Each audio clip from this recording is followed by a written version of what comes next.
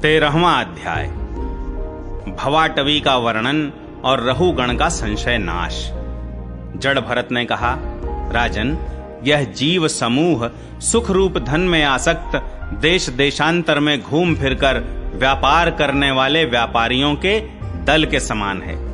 इसे माया ने दुस्तर प्रवृत्ति मार्ग में लगा दिया है, इसलिए इसकी दृष्टि सात्विक, राजस, तामस भेद से नाना प्रकार के कर्मों पर ही जाती है। उन कर्मों में भटकता भटकता यह संसार रूप जंगल में पहुंच जाता है। वहां इसे तनिक भी शांति नहीं मिलती। महाराज, उस जंगल में 6 डाकू हैं। इस वणिक समाज का नायक बड़ा दुष्ट है। उसके नेतृत्व में जब वह यहां पहुंचता है, तब ये लुटेरे बलात्कार से इसका सब मालमत्ता लूट लेते हैं तथा भेड़िए जिस प्रकार भेड़ों के झुंड में घुसकर उन्हें खींच ले जाते हैं, उसी प्रकार इसके साथ रहने वाले गीदड़ ही इसे असावधान देखकर इसके धन को इधर उधर खींचने लगते हैं। वह जंगल बहुत सी लता, घास और झाड़ झंखाड़ के कारण बहुत दुर्गम हो रहा है। उसमें तीव्र डांस और मच्छर इसे चैन नहीं लेने देते। वहां इसे कभी तो गंधर्व नगर दिखने लगता है और कभी कभी चमचमाता हुआ अति चंचल अगिया बेताल आंखों के सामने आ जाता है। यह वणिक समुदाय इस वन में निवास स्थान, जल और धन आदि में आसक्त होकर इधर उधर भटकता रहता है। कभी बवंडर से उठी हुई धूल के द्वारा जब सारी दिशाएं धूमाच्छादित सी हो जाती हैं और इसकी आंखों में भी धूल भर जाती है, तो इसे दिशाओं का ज्ञान भी नहीं रहता। कभी इसे दिखाई न देने वाले झींगुरों का कर्णकटु शब्द सुनाई देता है, कभी उल्लुओं की बोली से इसका चित्त व्यथित हो जाता है। कभी इसे भूख सताने लगती है तो यह निंदनीय वृक्षों का ही सहारा टटोलने लगता है और कभी प्यास से व्याकुल होकर मृग तृष्णा की ओर दौड़ लगाता है। कभी जलहीन नदियों की ओर जाता है। कभी अन्न न मिलने पर आपस में एक दूसरे से भोजन प्राप्ति की इच्छा करता है। कभी दावा नल में घुसकर अग्नि से झुलस जाता है और कभी यक्ष लोग इसके प्राण खींचने लगते हैं तो यह खिन्न होने लगता है। कभी अपने से अधिक बलवान लोग इसका धन छीन लेते हैं तो यह दुखी होकर शोक और मोह से अचेत हो जाता है और कभी गंधर्व नगर में पहुंचकर घड़ी भर के लिए सब दुख भूलकर खुशी मनाने लगता है। कभी पर्वतों पर चढ़ना चाहता है तो कांटे और कंकड़ों द्वारा पैर चलनी हो जाने से उदास हो जाता है। कुटुंब बहुत बढ़ जाता है और उदर पूर्ति का साधन नहीं होता तो भूख की ज्वाला से संतप्त होकर अपने ही बंधु बांधवों पर खींचने लगता है। कभी अजगर सर्प का ग्रास बनकर वन में फेंके हुए मुर्दे के समान पड़ा रहता है। उस समय इसे कोई सुध-बुध नहीं रहती। कभी दूसरे विषैले जंतु इसे काटने लगते हैं तो उनके विष के प्रभाव से अंधा होकर किसी अंधे कुएं में गिर पड़ता है और घोर दुखमय अंधकार में बेहोश पड़ा रहता है। कभी मधु खोजने लगता है तो मक्खियां इसके नाक में दम कर देती हैं और इसका सारा अभिमान नष्ट हो जाता है। यदि किसी प्रकार अनेकों कठिनाइयों का सामना करके वह मिल भी गया तो बलात्कार से दूसरे लोग उसे छीन लेते हैं। कभी शीत, घाम, आंधी और वर्षा से अपनी रक्षा करने में असमर्थ हो जाता है। कभी आपस में थोड़ा बहुत व्यापार करता है तो धन के लोभ से दूसरों को धोखा देकर उनसे वैर ठान लेता है।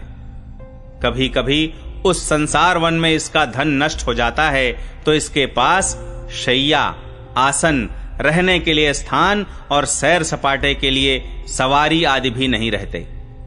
तब दूसरों से याचना करता है।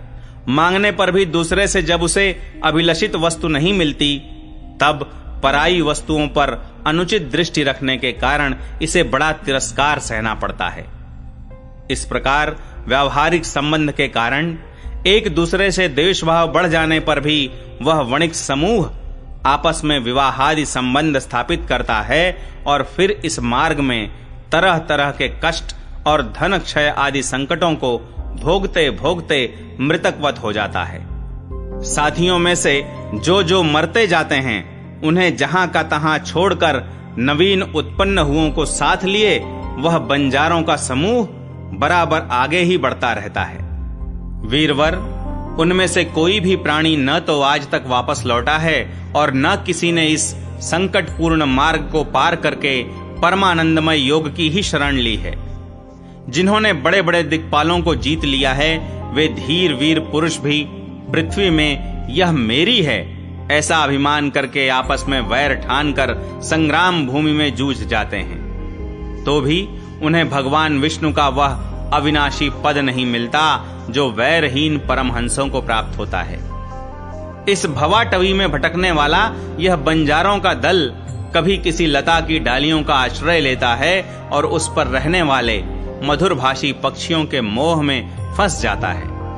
कभी सिंहों के समूह से भय मानकर बगुला, कंक और गिद्धों से प्रीति करता है। जब उनसे धोखा उठाता है तब हंसों की पंक्ति में प्रवेश करना चाहता है, किंतु उसे उनका आचार नहीं सुहाता, इसलिए वानरों में मिलकर उनके जाति स्वभाव के अनुसार दाम्पत्य सुख में रत रहकर विषय भोगों से इंद्रियों को तृप्त करता रहता है और एक दूसरे का मुख देखते देखते अपनी आयु की अवधि को भूल जाता है। वहां वृक्षों में क्रीड़ा करता हुआ पुत्र और स्त्री के स्नेह पाश में बंध जाता है। इसमें मैथुन की वासना इतनी बढ़ जाती है कि तरह तरह के दुर्व्यवहारों से दीन होने पर भी यह विवश होकर अपने बंधन को तोड़ने का साहस नहीं कर सकता। कभी असावधानी से पर्वत की गुफा में गिरने लगता है तो उसमें रहने वाले हाथी से डरकर किसी लता के सहारे लटका रहता है। शत्रुदमन यदि किसी प्रकार इसे उस आपत्ति से छुटकारा मिल जाता है तो यह फिर अपने गोल में मिल जाता है। जो मनुष्य माया की प्रेरणा से एक बार इस मार्ग में पहुंच जाता है, उसे भटकते भटकते अंत तक अपने परम पुरुषार्थ का पता नहीं लगता। रहुगण, तुम भी इसी मार्ग में भटक रहे हो, इसलिए अब प्रजा को दंड देने का कार्य छोड़कर समस्त प्राणियों के सुहृद हो जाओ और विषयों में अनासक्त होकर भगवत सेवा से तीक्ष्ण किया हुआ ज्ञान रूप खड्ग लेकर इस मार्ग को पार कर लो। राजा रहुगण ने कहा, अहो, समस्त योनियों में यह मनुष्य जन्म ही श्रेष्ठ है। अन्यान्य लोकों में प्राप्त होने वाले देवादि उत्कृष्ट जन्मों से भी क्या लाभ है, जहां भगवान ऋषिकेश के पवित्र यश से शुद्ध अंतःकरण वाले आप जैसे महात्माओं का अधिकाधिक समागम नहीं मिलता। आपके चरण कमलों की रज का सेवन करने से जिनके सारे पाप ताप नष्ट हो गए हैं, उन महानुभावों को भगवान की विशुद्ध भक्ति प्राप्त होना कोई विचित्र बात नहीं है। मेरा तो आपके 2 घड़ी के सत्संग से ही सारा कुतर्क मूल का ज्ञान नष्ट हो गया है। ब्रह्म ज्ञानियों में जो वयोवृद्ध हों उन्हें नमस्कार है, जो शिशु हों उन्हें नमस्कार है, जो युवा हों उन्हें नमस्कार है, जो क्रीड़ारत बालक हों उन्हें भी नमस्कार है। जो ब्रह्म ज्ञानी ब्राह्मण अवधूत वेश से पृथ्वी पर विचरते हैं, उनसे हम जैसे ऐश्वर्योन्मत्त राजाओं का कल्याण हो।